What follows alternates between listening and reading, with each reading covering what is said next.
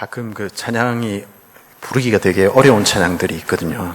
제 개인적으로는 그래서 별로 안 좋아하는 찬양 되기도 하는데, 들어보니까 이 찬양이 그 중에 하나인데 들어보니까 찬양이 문제가 아니고 부르는 사람이 약간 문제인 것 같습니다.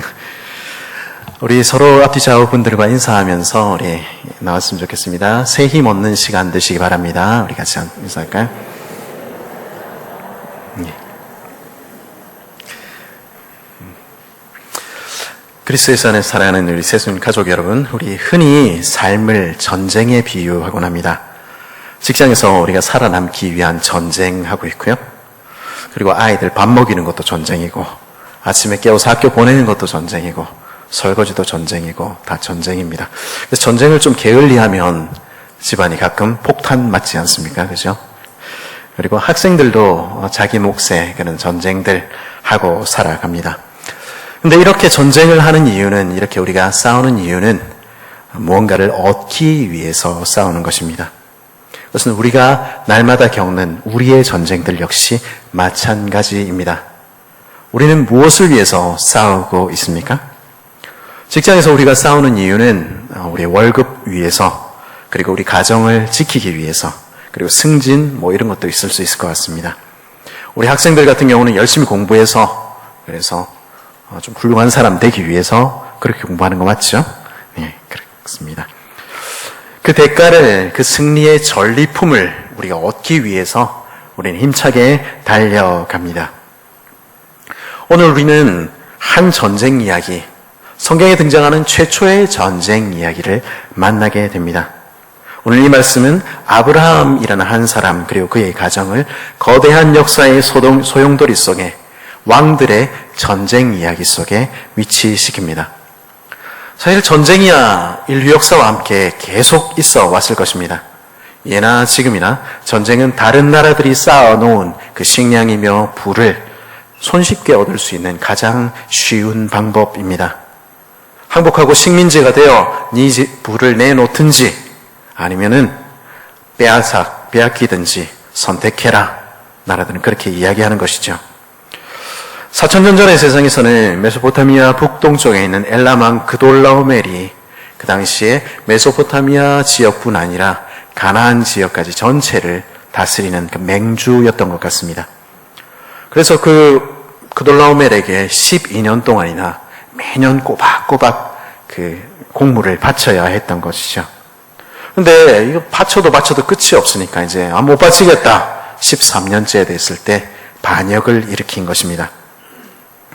이 반역을 일으키니까 이 식민지를 정벌하기 위해서 5 왕의 군대들이 왕의 대로를 따라서 이 가나안 일대를 한 바퀴를 쭉 돌면서 군대를 정복하고 나라들마다 다 정복하고 약탈을 벌입니다. 그리고 그 왕들의 정복 전쟁에 이 아브라함의 식구들도 휘말려 든 것입니다. 이 이야기는요, 이 아브라함이 우리와 마찬가지로 이 역사의 거대한 수레바퀴 밑에서 그 역사의 흐름 속에서 실제로 살아가는 그러한 사람이었다는 것을 우리에게 들려주는 것 같습니다. 저희 세대야 아무도 전쟁을 겪은 사람이 없지만은 저희 어머니만 해도 예전에 그 낙동강 전투 그 장면들을 보면서 거기서 시신들이 여기저기 흩어져 있던 것을 보면서 얼마나 무서웠는지 모른다고 그 이야기 지금도 하시는 거죠. 근데 저희 부모님의 가정이 휘말려야 했던 이유가 무엇입니까? 거기 낙동강 전투에, 그리고 한국 전쟁에 휘말려야 됐던 이유가 무엇입니까? 동서냉전, 그리고 2차 대전 이후에 세계 질서 재편, 그 왕들의 전쟁에 우리 그 가정들이 휘말려 드는 것이죠. 근데 실제 전쟁 아니라도 우리는 그런 역사의 수레바퀴에 휘말려 듭니다. 우리 이 건물을 지을 즈음에 98년에 IMF 있었지 않습니까? 그리고 지금도 전 세계를 휩쓸고 있는 코로나와 경제 불황, 우리 피해가지 못하는 것입니다. 그런 왕들의 전쟁에 우리는 그렇게 휩쓸려서 그렇게 살아가는 작은 사람들입니다. 마찬가지로 아브라함의 이 작은 가족들 역시 그 당시에 가나안 그 세계를 휩쓸고 지나가는 그 왕들의 전쟁에, 그 전쟁의 소용돌이에 휘말린 것입니다. 사실 아브라함은 이제 자기에게 아무 일 없이 지나간 것에 만족하며 휴, 우리 가정은 무사하구나 이렇게 생각했을 것입니다. 그런데 안타까운 소식이 들려온 것이죠. 내 왕이 11절 12절 보니까 내 왕이 소돔과 고모라의 모든 재물과 양식을 빼앗아가고 소돔에 거주하는 아브라함의 조카 롯도 사로잡고 그 재물까지 노략하여 갔더라. 무사히 지나간 줄 알았는데 그게 우리 집안에도 내 조카에게도 닥친 불행이구나 알게 된 것이죠. 그 앞에 아브라함은요, 놀랍게도 그 왕들과 맞서 싸우기로 결정했습니다. 14절에 보니까 아브라함이 그 조카가 사로잡혔음을 듣고 집에서 길리고 훈련된 자 318명을 거느리고 단까지 쫓아갔다 이렇게 이야기합니다. 아브라함은 당대 고대 세계 전체를 석권한 엘람왕, 시날왕, 지금 표현으로 하면 바벨론 왕 같은 왕들의 손에서 그 조카와 그 재물과 그 부녀들과 그 백성들 다 건져오겠다면서 전쟁을 떠난 것입니다. 아, 이게 웬일입니까? 아브라함이 전쟁에 나섰다고요? 우리만큼이나, 우리 지난장에서 보지 않았습니까? 우리만큼이나 겁 많은 그 양반이 바벨론 왕을 비롯한 그 당시의 세계의 통치자들, 지배자들에 앞서서 그 군대 잡겠다고 추격전을 시작했다. 아, 이게 웬일인가 싶은 것이죠. 이 이야기 들었을 때 제 눈에 제일 먼저 들어온 것은 318명이라는 숫자였습니다. 318명, 적지 않은 숫자지요? 예배 드리는 인원보다 조금 많을지 모르겠습니다. 적지 않은 숫자지만, 그렇지만 전쟁 시작하기에는 턱없이 부족한 숫자 아니겠습니까? 한 개 대규모도 되지 않는 그 숫자로 그 왕들에 맞서서 전쟁을 벌인다고요? 그 정복자들, 그 모든 나라들을 무릎 꿇린 그 왕들에 맞서서 이 318명 데리고 싸움에 나선다고요? 합리적으로 이해해 보려고 제가 무지 애를 썼습니다. 밤에 습격을 했으니까 이게 가능하지 않았을까? 이 왕의 본대는 지나가고 후발대에 포로들과 전리품들을 실었으니까 그거 쳐서 그거 구해온 건 아닐까? 수많은 합리적인 추측들이 제 머리를 스쳐갔습니다. 아, 그렇게 하려고 해도 이게 숫자가 너무 작더라고요. 이게 318명 가지고는 안 되겠는데. 그러다가 문득 제가 바라보는 그 합리성이라는 것이 얼마나 저의 편견에 지나지 않는가 이런 생각하게 됐습니다. 우리는 합리적이라고 생각하는데, 우리는 상식적이라고 생각하는데 그게 사실은 우리의 경험에서 나온 결과에 불과한 것이죠. 우리의 경험을, 우리의 합리성은 벗어나지 못하는 것입니다. 저는 예전에 가끔 그런 이야기들을 들었습니다. 네가 어떻게 그런 일을 해? 아니, 사람을 무시해도 이분수지, 그렇죠? 비웃으거나 얕잡아 보려는 시도가 없이 그냥 그 사람들은 놀란 것입니다. 아니, 제가 저런 일을? 우리도 딴 사람들한테 그렇게 하지 않습니까? 네가 어떻게 그런 일을? 내 생각과 내 상식 가지고는 이해가 안 가는 것이죠. 내게 합리적인 근거가 있어야 되겠다는 것입니다. 우리 합리적인 근거는 무엇입니까? 뭔가 특별한 능력이 있어야 되고, 뭔가 명망 있는 집안에서 태어나야 되고, 뭔가 그 손에 재물이 있어야 되고, 뭔가 그 손에 잘 훈련된 수많은 군사들이 있어야, 그래야 비벼볼 구석이라도 있지, 그래야 아브라함이 이길 수 있지 생각하는 것입니다. 근데 그도 저도 아닌 아브라함이 이기려면은 밤에 습격을 해야 되고, 포로들과 전리품을 실은 후발되어야 하고, 이제 가나안 지역을 벗어나서 지휘관들이 경계도 느슨히 해야 되고, 수많은 조건들이 필요하고요. 그 모든 조건들이 하나 오차 없이 딱 맞아 떨어질 때 일어날 수 있는 0.1%도 안 되는 가능성. 우리 삶에는, 내 삶에는 한 번도 일어난 적이 없는 딱 한 번의 예외. 그게 아브라함의 승리라는 것입니다. 그게 제가 생각하는 상식과 제가 생각하는 합리적인 생각에서 나올 수 있는 결론입니다. 근데요, 만일 그렇다면 아브람 이야기는 우리하고 상관없는 이야기입니다.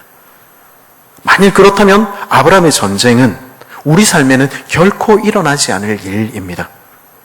그거는 예외잖아요. 과연 그런 것입니까? 그런 생각을 하다가 문득 이런 생각이 제 머리를 스쳤습니다. 이런 거를 갖다가 기적이라고 하지 않나? 그렇죠? 그리고 기적은 기적인데 이런 얘기 어디서 많이 들어본 것 같다, 이런 생각이 들었습니다. 여러분 어떻습니까? 이런 얘기 어디서 들어본 것 같습니까? 많이 안 들어보신 거 보니까 성경을 잘 안 읽으신 것 같아요. 그죠? 홍해가 갈라져서 그 애굽의 수많은 군대가 물속으로 수장될 때, 여리고 그 위대한, 그 거대한 성이 무너질 때, 기드온과 300명 용사 앞에서 거대한 미디안의 군대가 속절없이 무너져 갈 때, 그 힘센 골리앗이 소년 다윗의 손에 쓰러질 때, 18만 5천 명의 아수르 군대가 하룻밤에 사라져 버릴 때, 우리는 그 이야기들, 그 기적 같은 이야기들을 성경을 통해서 수없이 듣게 되는 것입니다. 근데요, 이 아브라함과 318명의 용사 이야기도 바로 그런 이야기인 것이죠. 아니, 사실은 그 모든 전쟁 이야기에 제일 처음에 등장하는 첫 번째 전쟁 이야기인 것입니다. 무슨 이야기입니까? 하나님의 이름으로 아브라함과 318명의 용사가 나아갔을 때, 하나님께서 엘람 왕 그돌라오멜과 바벨론의 군대와 그 수많은 무시무시한 갈대아인의 군대를 그 손에 붙이셨더라. 그 이야기입니다. 그게 전부입니다. 아브라함이 생각 안 했겠습니까? 아브라함이 시간도 장소도 고민했겠지요. 하지만 그것 가지고 아브라함이 승리할 수 있습니까? 아니요. 하나님이 승리를 주신 것입니다. 성경이 그 이야기 지금 우리에게 들려주고 있는 것입니다. 그리고 그렇게 말씀하실 때 우리는 어땠을까 생각하는 것 대신에 그냥 믿으면 되는 것입니다.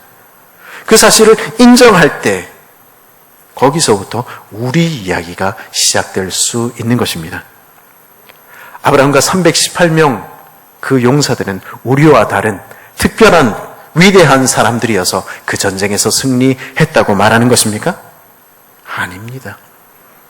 아니면 우리는 너무 작기 때문에 저와 우리 새순교회 318명은 너무 좀 힘이 없기 때문에 우리는 그런 싸움 할 수 없다. 성경 그렇게 이야기하는 것입니까? 아니요. 그렇지 않습니다.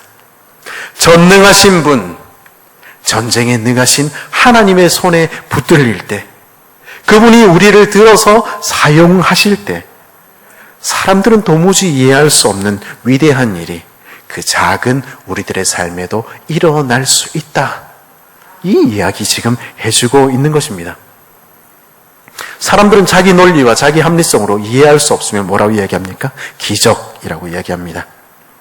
그런데 우리의 기적이 하나님께도 기적이겠습니까? 하나님께는 기적이 아닙니다. 하나님께서는 숨쉬듯이 자연스러운 일입니다. 그러기에 하나님은 말씀하십니다. 나만 믿어. 나를 의지하렴. 여호와를 의지하는 자는 부끄러움을 당하지 아니하리로다. 성경 그렇게 이야기하는 것입니다. 문제는 믿음으로 나아가느냐, 나의 의심과 나의 합리성을 넘어서 역사하시는 하나님을 믿을 것인가 아니면 믿지 아니할 것인가 하는 것입니다. 할 수 있을 것인가 할 수 없을 것인가, 물론 망대를 세우기 전에 우리는 계산해야 합니다. 내 삶을 책임 있게 살아가야지요. 연금도 넣어야 되고 적금도 넣어야 되고 청약도 넣어야 됩니다. 학점 관리도 해야 됩니다. 자격증도 따야 되고요. 내가 엉클어버린 그 관계들을 해결하기 위해서 내가 먼저 가서 미안해라고 이야기해야 됩니다. 무조건 믿습니다. 아무 일도 하지 않고 믿습니다. 그거 하나님이 좋아하시는 일, 성경적인 믿음이 아닙니다. 그리고 믿음은 내가 어디까지 희생할 것인지, 내가 어디까지 헌신할 것인지에 대한 계산과 결단을 필요로 합니다. 나는 희생하지 않고, 나는 결단하지 않고 하나님이 알아서 내 삶에 복 빌어주십시오. 무책임한 일이지요. 나는 희생하고 헌신하지 않으면서 남들을 향해서 믿음 이야기하는 것, 그거 하나님 기뻐하시는 일 아닌 것입니다. 그러나 그럼에도 불구하고 우리는 그 모든 것들에도 불구하고 우리 전능하신 하나님을 믿는 믿음, 거기서부터 시작해야 하는 것입니다. 그리고요, 우리에게는 할 수 있을 것인가 할 수 없을 것인가 합리적으로 따지는 것보다 더 중요한 질문이 있습니다. 우리가 일들을 만날 때, 우리가 전쟁을 만날 때 할 수 있을 것인가 할 수 없을 것인가 그것 따지기 전에 먼저 던져야 하는 질문이 있습니다. 그것은요, 이 일을 하나님이 기뻐하시는 일인가 아닌가 하는 것입니다. 하나님의 뜻이면 우리는 해야 합니다. 그게 믿음입니다. 하나님께서 원하시는 일이고 하나님께서 시키시는 일이라면 그분이 이루실 것입니다. 문제는 이 일이 하나님 원하시는 일인가, 하나님 기뻐하시는 일인가, 그 판단이 안 되는 것이죠. 제가 말씀을 보다가요, 또 한 가지 질문이 들었습니다. 그것은 아브라함이 왜 굳이 싸웠을까 하는 일이었습니다. 꼭 싸워야 될 이유가 있었을까 하는 생각이 들었습니다. 상대는요, 온 메소포타미아와 가나안을 석권하고 있는 왕, 정복자의 군대입니다. 그 앞에 지금 온 세계가 무릎을 꿇은 것 아닙니까? 이 왕들은 정복전쟁을 마치고 이제 가는 길에 요단 왕들을 다 무릎 꿇리고 그거 다 뺏어서 그거 다 포로 잡아서 지금 끌고 가는 중입니다. 아브라함은요, 다행히 아무 피해도 받지 않았습니다. 재수 없었다 생각하고 지난 일이라 생각하고 그냥 조용히 있으면 되는 일 아니겠습니까? 물론 롯이 조카지요. 참 안 된 일입니다. 하지만 롯도 다 컸잖아요. 그리고 아브라함으로부터 이제 독립해 가지 않았습니까? 내 일은 아닌 것이죠. 그리고 우리끼리 얘기지만 이게 롯이 좀 우리가 얄밉기도 하지 않습니까? 이게 분리 개척하자 이래놓고는 자기는 지 혼자 제일 좋은 땅 홀랑 차지해가지고 개척도 안 하고 지 혼자 세상으로 나아간 배신자 아닙니까? 근데 그런 롯을 위해서 굳이 걸지 않아도 좋을 목숨 걸고 싸우러 가는 이유가 무엇이냐 하는 것이죠. 가면 우리 상식으로는 죽는 겁니다. 죽을 각오하고 가는 것 아니겠습니까? 그럴 이유가 어디 있습니까? 아브라함에게는요, 이 일이 하나님이 원하시는 일, 하나님 기뻐하시는 일이라는 확신이 있었던 것 아닐까 생각하게 됩니다. 아브라함이 그 조카가 사로잡혔음을 듣고 그 이야기를 듣자마자 아브라함은 지체하지 않았습니다. 구할 수 있을까 없을까, 될까 안 될까 고민할 이유가 없었습니다. 하나님 기뻐하시는 일이면 해야지. 그게 우리 조상 아브라함의 태도였습니다. 좀 멋지지 않습니까? 어떻게 구할까 생각해야 됩니다. 작전도 짜야 됩니다. 하지만 구할까 말까 그거 가지고 고민하느라고 시간 보내지 않았습니다. 왜요? 롯은 조카였습니다. 그것보다 더 중요하게는 롯 역시 하나님의 백성이었습니다. 하나님께서 내게 붙여주신 내 나라, 내 백성이었습니다. 내 형제, 내 자매가 어려움에 처했다면 돕는 것이 하나님 기뻐하시는 일이지. 그거 묻고 따지고 할 이유가 뭐가 있을까? 아브라함은 뒤도 돌아보지 않고 그 형제를 위한 전쟁에, 그 형제의 전쟁에 나도 참전한 것입니다. 그게 하나님 백성들이 하는 일입니다. 내 싸움이다. 나 손해 안 봤다. 그러고 있지 않는 것입니다. 내 형제의 어려움을 도우면 나서는 것이죠. 단까지 쫓아가서 다메섹 왼편 호바까지 쫓아가서 굳이 지명까지 기록한 이유는 특별한 의미를 갖는 것처럼 보입니다. 단은요, 가나안 지방의 제일 북단입니다. 그리고 다메섹 왼편 호바는요, 거기서 더 나아가서 유브라데 기슭입니다. 하나님께서는요, 남쪽으로는 애굽 경계, 애굽 시내로부터 북쪽으로는 유브라데 강까지 그 사이에 그 땅을 아브라함에게 기업으로 주셨습니다. 아브라함은 그 대적을 지금 그에게 주신 가나안의 경계 유브라데 강 너머까지 쫓아보내고 있는 것입니다. 그는 당대 최강의 나라들에 맞서서 하나님께서 주신 기업을 지금 지키고 있는 것입니다. 훗날 사사들 그렇게 하지요? 이것은 주께서 우리에게 주신 우리의 기업이야. 이 기업 지키고 보존하고 아름답게 가꿀 사명이 우리에게 있어. 아브라함은 말하고 있는 것입니다. 그 기업 위에서 그는 싸우고 있는 것입니다. 하나님께서 내게 맡겨주신 내 싸움을 나는 감당해야지. 그게 아브라함의 태도였다는 것입니다. 16절 마지막에 보면 친척들을 다 찾아왔더라 이렇게 말하고 있죠. 근데 사실 여기서 친척이라고 번역된 말은 너무 좁은 해석입니다.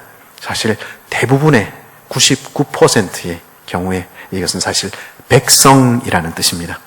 아브라함은 그 모든 백성을 구원하여 돌아왔더라. 성경 그렇게 이야기하고 있는 것입니다. 왜 그 모든 백성을 다 구원해서 돌아옵니까? 아브라함이 무슨 자격으로 그 백성들을, 소돔의 백성을, 고모라의 백성을, 스보임의 백성을 다 구해서 돌아옵니까? 아브라함은 지금 그 땅의 주인이자 그 땅의 왕으로서 자기 백성들을 구해오는 것입니다. 비록 아직 그 땅은, 그 가나안 땅은 아브라함에게 주어지지 않았습니다. 그래도 아브라함은 왕입니다. 왜냐하면 하나님이 그 땅을 그에게 기업으로 주셨기 때문입니다. 그가 지금 구한 권속들, 구한 백성들, 아브라함의 권속들 아닙니다. 그럼에도 아브라함은 그들을 위하여 목숨을 거는 것입니다. 왜냐하면 하나님 나라는 그런 나라이기 때문입니다. 자기만 위하거나 내 식구 위하거나 그게 하나님 나라 백성들 아니기 때문입니다. 땅의 모든 족속이 너를 통하여 복을 얻으리라. 그게 하나님 나라입니다. 그것이 그 나라를 우리 주님과 함께 다스릴 주의 백성들에게, 그 소망을 가진 주의 백성들에게 주어져 있는 사명입니다. 그래서 아브라함은 훗날 사사들이 일어나 그 백성들 구원하였듯이, 아니 보다 직접적으로는 광야를 쫓겨다니던 시절에 다윗이 그 백성 지키고 쫓아가서 구원해 왔듯이 왕 아브라함도 지금 자기 백성 구원하고 있는 것입니다. 다윗이 쫓겨다니던 무렵에 누구도 그를 왕이라 부르지 않았습니다. 그 시절 그 광야에서 그에게는 한 평의 땅도 없었습니다. 그러나 다윗은 이미 기름 부음 받은 왕 아니었습니까? 그 왕으로서 그는 쫓아가서 그 백성들 하나 남김없이 구원해오는 그 왕의 직무 행하지 않았습니까? 마찬가지로 지금 그 땅의 주인으로 부름받은 아브라함도 땅 한 평 없는, 머리 하나 누일 곳 없는 그 왕 아브라함도 그 일 힘껏, 그 사명 힘껏 감당하고 있는 것입니다. 그리고 이 땅에서 우리도 동일한 부름 받고 있는 것입니다. 우리에게 맡겨주신 형제가 있으면 그 형제들의 싸움에 참여하는 것입니다. 우리에게 맡겨주신 기업이 있으면, 그 사명이 있으면 감당하는 것입니다. 남들은 잘 모릅니다. 그죠? 우리가 도계동 골짜기를 접수했다는 사실을 저 밖에 사람들은 잘 모르고 있습니다. 하지만 이 지역은 하나님께서 우리의 손에 맡기신 우리의 구역입니다. 줄로 지어주신 구역입니다. 아브라함은 그 싸움을 힘껏 싸웠습니다. 그리고 그에게 하나님께서는 빛나는 승리 허락하신 것입니다. 318명 이길지 질지 모르는 목숨을 걸고 나아간, 하나님이 시키시니까 나아간 그 싸움에 하나님은 빛나는 승리를 허락하시고 자기 백성들 모두 구원해서 돌아오도록 하신 것입니다. 당시 신문이 있었다면요, 애굽이 놀라고 메소포타미아가 떨었다, 아브라함과 318명 용사 그돌라오멜 격파, 이런 헤드라인 붙지 않았을까요? 이 소식은 훗날의 출애굽 사건만큼이나 당시의 가나안 세계를 뒤흔든 사건이었을 것입니다. 그래서 아브라함이 그돌라오멜과 그와 함께한 왕들을 쳐부수고 돌아올 때에 소돔 왕은 왕의 골짜기까지 나와서 그를 영접하지 않을 수 없었습니다. 아브라함의 이름은 창대케 되었고요, 왕들이 그에게 나와 잘 보이려고 하는, 왕들이 동맹 맺고 싶어하는 그런 고물이 되었습니다. 소돔왕은 말했습니다. 소돔왕이 아브라함에게 이르되 21절에요. 사람은 내게 보내고 물품은 내가 가지라. 그렇게 말하는 그의 앞에는 아브라함이 되찾아온 소돔의 보물이, 고모라의 보물이, 스보임과 그 보물들이 산처럼 쌓여 있었을 것입니다. 그런데요, 그렇게 제안하는 소돔 왕을 향해서 아브라함은 정색을 하고 손을 들어서 맹세합니다. 아브라함이 소돔 왕에게 이르되 22절, 23절 우리 같이 한번 읽어볼까요? 시작.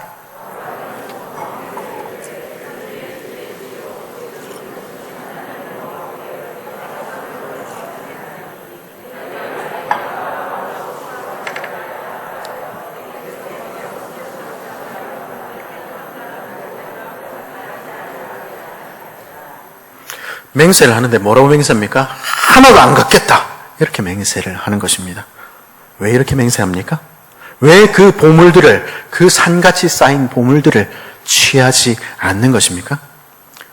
학자들은요, 당대에는 전리품은 승자의 당연한 몫이요, 당연한 권리라고 적고 있습니다. 말하자면 소돔 왕은 지금 당연히 아브라함이 가져야 할 그것 가지고 생색내고 있다. 이렇게 이야기할 수 있습니다. 소돔 왕의 탐욕이 여기서도 드러난다는 것이죠. 소돔 왕을 비롯한 요단밸리의 왕들, 왜 전쟁이 일어났습니까? 그거 마땅히 바쳐야 할 그 세금 내기 싫어서 그래서 전쟁 일으킨 것 아닙니까? 그런 모습은 이제 자신의 것이 아닌 것으로도 생색을 내는 데서도 드러난다는 것이죠. 뭐 소돔 왕은 그렇다 치고, 소돔 왕은 그건 좀 나쁜 놈이라 치고, 근데 아브라함은 왜 당연히 가져야 할 그 전리품을 갖지 않느냐는 것입니다. 들어서 안 갖는다. 이렇게 이야기하는 것입니까? 그러기에는 이 보물이 너무 큽니다. 그거 자존심 하나 때문에 포기하는 것은 너무 어리석은 일 아니겠습니까? 10수년 전에 저 여동생이 했는데요. 제 여동생이 아무것도 없으면서 자존심만 센 저를 향해서 이렇게 교훈했습니다. 오빠, 조금만 비굴해지면 인생이 즐거워져. 문부장님의 슬그러운 사회생활 강의였습니다. 얼마나 맞는 얘기인지요. 제가 할수록 맞는 얘기 같아요. 그게 안 돼가지고 제가 사서 고생을 많이 했습니다. 아브라함도 저처럼 그렇게 자존심 내세우다가 굴러온 복을 발로 지금 걷어차고 있는 것입니까? 사실 이 부분에서 더 중요한 이야기가 있습니다. 아브라함이 뭐라고 얘기합니까? 내 말이 내가 아브라함으로 치부하게 하였다 할까 하여. 아브라함은 지금 간파하고 있습니다. 사실 이 대목에서 소돔 왕은요, 보통이 아니지 않습니까? 자기 것이 아닌 그 재물을 이용해서 함정을 파고 있는 것입니다. 무슨 함정입니까?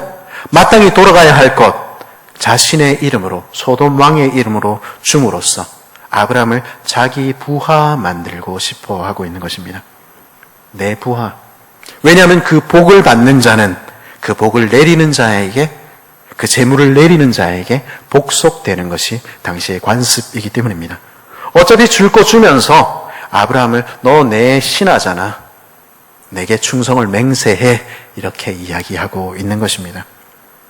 그러기에 아브라함은 그 소돔왕을 향해서 정색을 하고 맹세합니다. 그리고 실 하노라기도 끈 하나도 갖기를 거부합니다. 그 많은 보물이 눈앞에 있는데도요, 소돔왕의 인정을 받으면 그 가나안 땅에서 정착할 기회를 얻게 되는데도요, 아브라함은 다 갖지 않겠다, 거부합니다. 왜 그렇게까지 합니까? 왜 그렇게까지 하나도 갖지 않습니까? 왜냐하면 아브라함은 자신이 기껏 소돔 왕에게 복을 구걸해야 사는 인생, 나 그런 인생 아니야 말하는 것입니다. 인생에게 굽신거리고 도부살이 해야 할 사람 아니라는 자긍심이 아브라함에게는 있는 것입니다. 나는 네 도움 받아서, 네 호의 받아서 부를 받고 복을 얻는 그런 사람 아니야. 나는 인생에게 굽신거리며 종노릇하며 그렇게 사는 사람 아니야. 나는 하늘의 하나님, 천지의 창조주께 복받은 사람, 하나님의 종이야. 나의 모든 충성은, 나의 모든 부와 나의 모든 생명과 나의 모든 것은 높으신 하나님께 바쳐졌어. 그렇게 맹세하는 것입니다.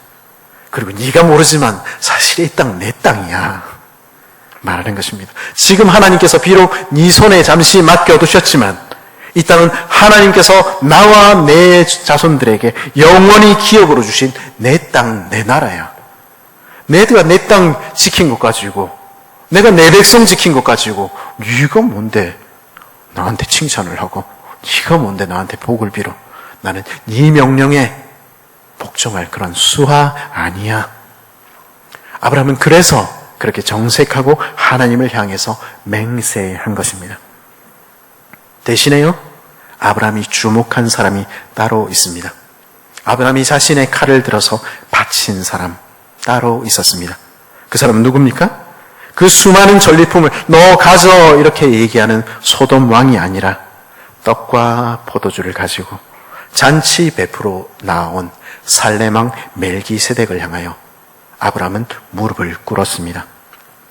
18절을 보니까 뭐라고 얘기합니까? 살렘 왕 멜기세덱이 떡과 포도주를 가지고 나왔으니 그는 지극히 높으신 하나님의 제사장이었더라. 아브라함은 그를 맞이하러 나온 살렘 왕 멜기세덱을 향해 무릎을 꿇은 것입니다. 이 살렘 왕 멜기세덱에 관해서 히브리서 7장 2절은 이렇게 설명합니다. 그 이름을 해석하면 먼저는 의의 왕이요, 멜기세덱이라는 말이 의의 왕이라는 뜻입니다. 그 다음은 살렘 왕이니 곧 평강의 왕이요, 살렘 왕이라는 말이 평강의 왕이라는 말입니다. 멜기세덱, 멜렉, 샬렘, 평강의 왕, 의의 왕, 지극히 높으신 하나님의 제사장, 그분이 하나님을 대신하여 아브라함 앞에 떡과 포도주를 들고 나오신 것입니다. 축복하러 나오신 것입니다. 축복은 높은 사람이 낮은 사람에게 한다 말씀드렸지요? 지금 그 왕이 그 개선장을 향하여 잔치 베풀어 주러 나오신 것입니다. 하나님의 대리자인 멜기세덱의 행동은 하나님이 그를 향하여 베푸시는 잔치입니다. 하나님께서 하나님을 위하여, 그 백성 지키기 위하여, 그 사명 감당하기 위하여 목숨을 아끼지 아니하고 싸웠던 그 아브라함, 그 전쟁에서 승리하고 온 그 아브라함을 맞이해서 그의 목전에 상을 베풀어 주시고 잔치를 지금 열어주고 계시는 것입니다. 그리고 축복하고 계시는 것입니다. 19절, 20절 함께 읽어볼까요? 19절, 20절입니다. 시작.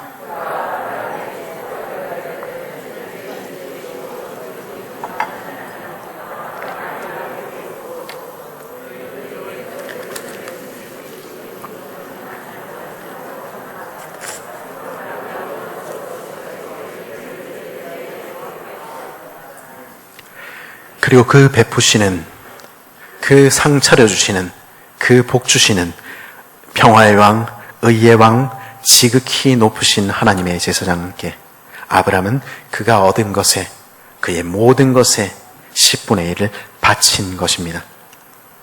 10분의 1은 조공이지요. 세금입니다. 누가 나의 왕인가? 오늘 본문의 전체 이야기는 세금 이야기 아닙니까? 지금 아브라함은 평화의 왕, 의의 왕이신 그분을 향하여 당신만이 나의 왕이시며 당신만이 나의 주님이십니다. 나는 주님의 종입니다. 그 고백 담아서 11절을 처음으로 드리고 있는 것입니다. 높으신 하나님, 천지의 창조주를 향하여 나의 모든 복은 하나님으로부터 나옵니다. 주께서 내게 승리를 주시는 분이고 그 주님의 힘이고 나는 살아갑니다. 나는 감사의 제사로 주님 앞에 나옵니다. 그렇게 고백하며 21조 드리고 있는 것입니다. 아브라함은요, 그 주님 의지하며 살았습니다. 그 작은 318명 데리고 믿음으로 하나님의 싸움을 싸운 첫 번째 사람, 그래서 우리 믿음의 조상 된 것입니다. 각자의 삶을 살아가는, 그 각자의 싸움을 살아갈 모든 싸움을 싸는 그 모두의 조상이 된 것입니다.